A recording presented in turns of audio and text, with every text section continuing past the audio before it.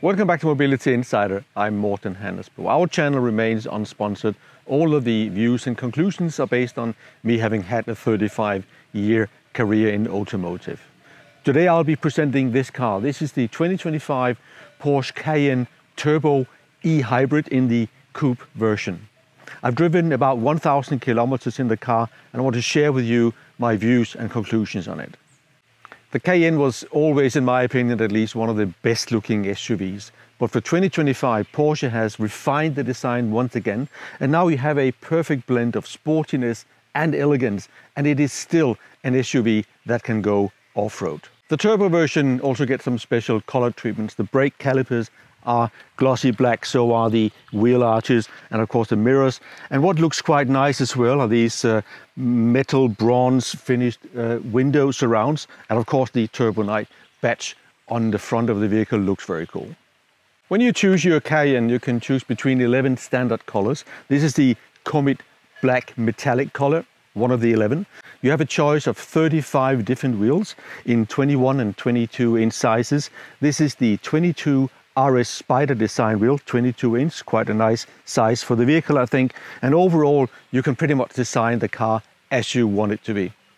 The design of the Cayenne is very much similar to what it was in 2018 when the coupe was launched. So you have the same silhouette. But for 2025, Porsche has made another few tweaks to the car.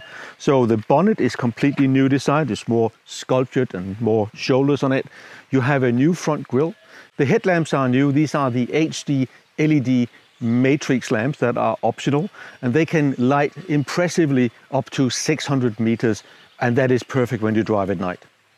And on this car you have an optional panorama roof, and you also have an optional towing hitch that allows for towing up to 3,500 kilos. This car also gets an optional sport exhaust, but standard on the turbo version you always get four-wheel steering, and you get the PDCC active suspension system.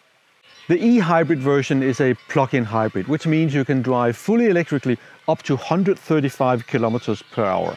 You have a decent range of about 78 kilometers according to WLTP. That comes from a battery with a gross capacity of 25.9 kilowatt hours, net 21.8 kilowatt hours. My average electric consumption so far was 28.5 kilowatt hours per 100 kilometers, and that gives you a normal everyday range of 76 kilometers. But on a cold, crisp morning where you use the electrical powertrain for heating and for driving the car, that consumption goes to 45 or 50 kilowatt hours per 100 kilometers, and then the range drops to 45 or 50 kilometers. The tank has a capacity of 75 liters, and in total, with a full battery and a full tank of petrol, you have an autonomy of approximately 650 kilometers.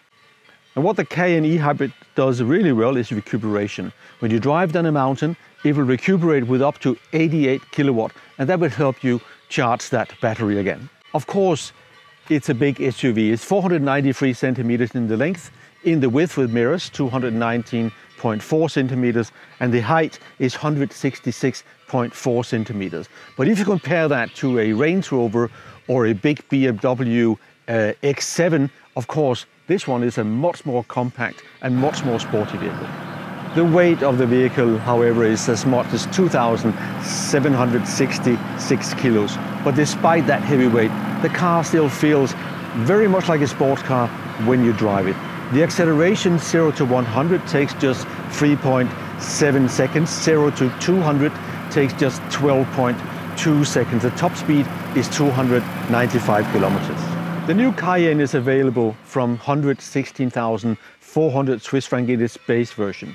You can choose between 6 powertrains and 2 body styles. This is the coupe version, and there's also a more boxy, more spacious SUV version. The turbo comes with a 4-liter twin-turbo petrol engine, and that delivers 599 horsepower. Add to that the electric powertrain, 176 horsepower, and you get a total system output of 739 horsepower. The Cayenne Turbo in the coupe version cost 220,000 without options With the options on this car, the price is 250,990 Swiss francs, but of course you also get included in that price a 4-year warranty. But enough about the details of the car. Now let me take you for a spin in it, and I'll talk about the history of the Cayenne and of course how it drives. When you name the brand Porsche, most people are very likely to think of the 911 as the Porsche car, but the Cayenne is the car that is the most important in terms of financial performance for Porsche. In 2002, Porsche launched the first generation of the Cayenne, and back then Porsche was in financial trouble, and the Cayenne actually saved Porsche from financial disaster. It was successful in its very first year. They sold 20,603 units. It was a co-development with Volkswagen, who built the Volkswagen Touareg on the same platform as the Cayenne. But apart from the platform, the two cars could not be more different. From the first year until today, 2025, the Cayenne remains one of the best-selling Porsches in their lineup. In 2011, the second generation Cayenne was launched, and that went on to continue the growth in sales. In 2018, the third generation Cayenne was launched, basically as we know it today, but of course for 2025 there was a lot of updates for the Cayenne, and that's the one we're driving in today. I got my first Cayenne in 2008. It was a V8 Cayenne S with the 4.8-liter engine and 385 horsepower. At that time, it was the only SUV that you could buy that was so agile and so powerful. I got my second Cayenne, was a diesel, in about 2016, and shortly after that I changed it to a Cayenne Turbo. In 2020 I had my fourth Cayenne, a Turbo S e-hybrid of the third generation, and it was one of the best cars I ever had. Worldwide, the SUV segment has grown significantly over the last 20 years, and of course that contributes to the success of the Cayenne. But in the large SUV segment, Cayenne has a very special role to play because it's the most sporty one you can buy. In my opinion, the Cayenne is still the benchmark among the large SUVs, maybe together with the Lamborghini Urus SE, which shares the same platform and the same plug-in hybrid technology. The Cayenne Turbo e-hybrid has incredible amount of power, and it is extremely sporty to drive the car, but it's still fairly comfortable. Of course, you can buy a Range Rover that will be more comfortable, maybe the Volkswagen Touareg and other of the large SUVs, but none of these cars are able to drive as sporty as the Cayenne is. The hybrid powertrain works quite well. You put it into auto and it will choose the right setting for the driving situation you are in right now.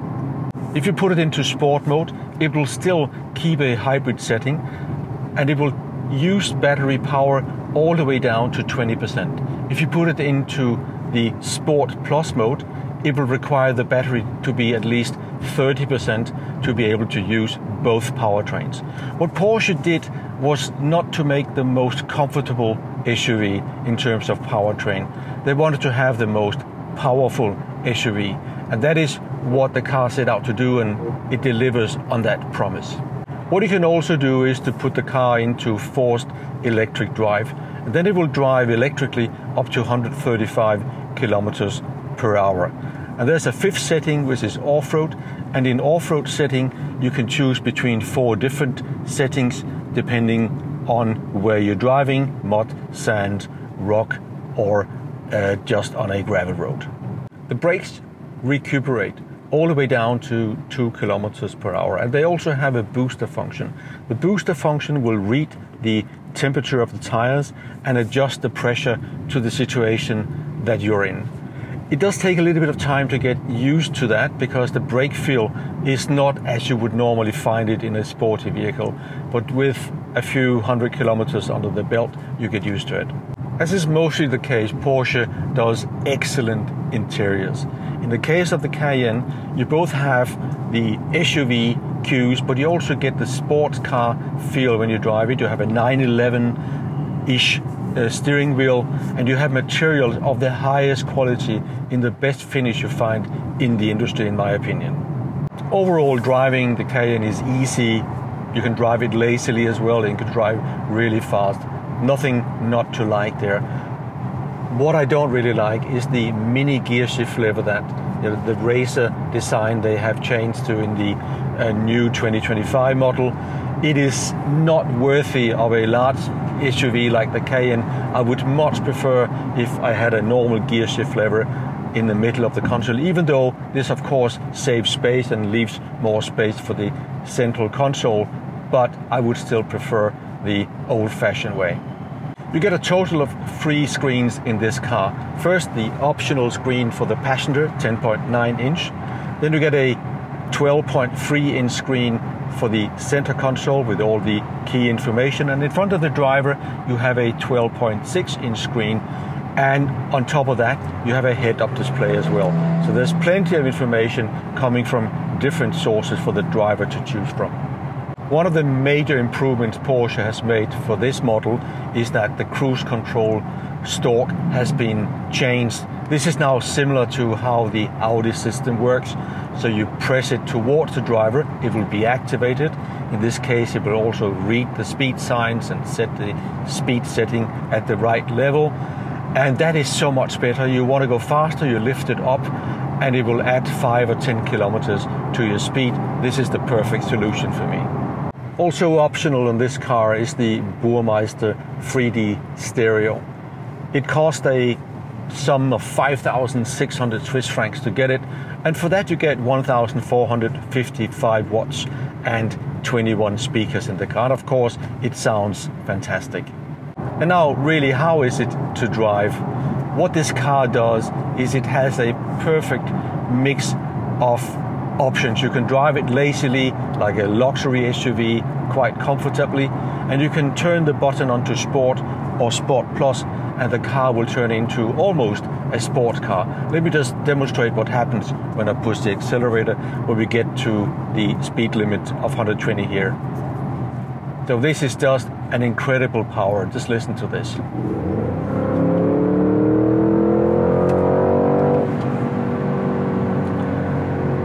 And there's not many other SUVs that can do this, maybe apart from the Lamborghini Urus with the same powertrain.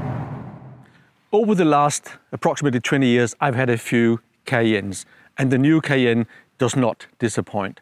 This is a car which gives you immense power, 739 horsepower, 0 to 100 kilometers in less than 4 seconds, and a top speed of 295 kilometers per hour.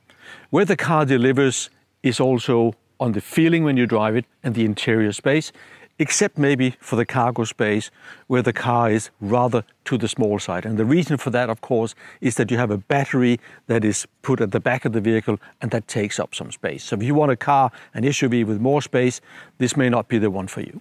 The enormous power doesn't mean that you have a bad fuel economy or high consumption of electricity necessarily. You would expect with the auto hybrid mode system that you can have a petrol consumption of approximately 6 liters per 100 kilometers, and combined with the electrical powertrain, that will have a consumption of approximately 28.5 kilowatt hours per 100 kilometers. That is if you let the car do the work for you in auto hybrid mode. Now, take the car to the German Autobahn. Travel at more than 200 kilometers per hour, and that consumption will double or even triple. But that's the price you pay for a heavy, powerful vehicle, irrespective of if it's a hybrid or not. So what is my verdict on the Turbo e-Hybrid? I've decided to give it 3.5 out of 4 possible stars. This is an excellent car. It is one of the most sporty looking SUVs, and it's still a little bit understated at the same time, and it delivers on all of the performance parameters. The weak sides of the Cayenne Turbo e-Hybrid: first of all, the cargo space is a little bit on the low side. Second, the consumption will be very high if you go fast with the car. In Germany on the Autobahn, for instance, it will climb to 20 liters or more. And the electric range is fairly short. Driving purely electrically, you'll have about 70 kilometers of range, and that is low compared to other cars in the segment. And finally, this is a very expensive car. Thank you for watching Mobility Insider. If you know someone who would benefit from seeing this video, please do share it with that person. If you have any comments or questions, please put them in the section below, and don't forget to give us a like and subscribe to the channel. Thank you, and see you in the next one.